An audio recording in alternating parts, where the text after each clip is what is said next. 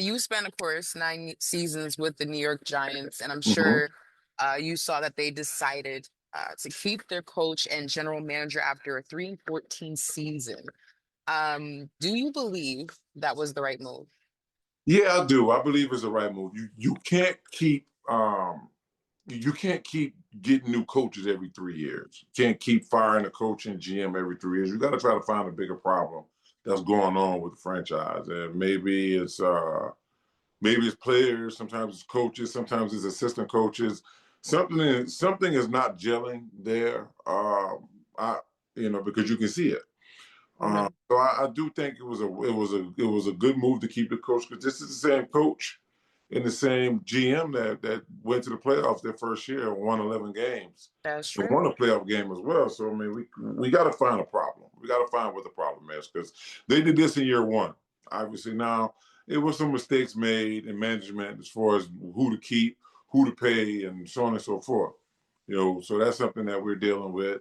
We had problems with the management before this management, Hmm. paying people who never really played or did anything for the franchise, and we're still suffering from some of those checks that we signed. So we just got to get back on the right track and try to, now we're under the cap. We got some room to play around a little bit, to bring some good players in that's needed. So I want to see what they do in this draft and this free agency.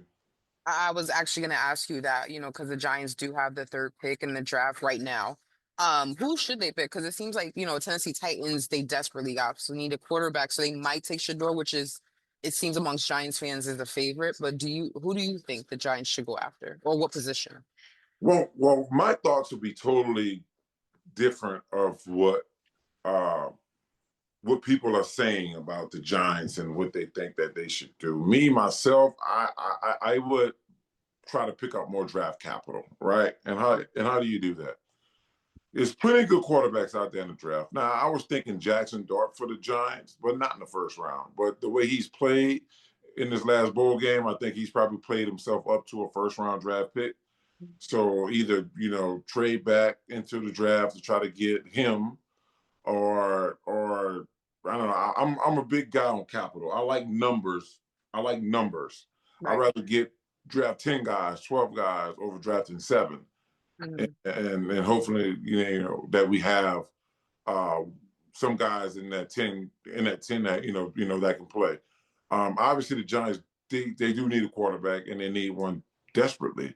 But I don't understand. I don't think that bringing the quarterback into what we have now offensively. Yeah, we got some young wide receivers. We got Malik Neighbors, who's had a great year for us this year.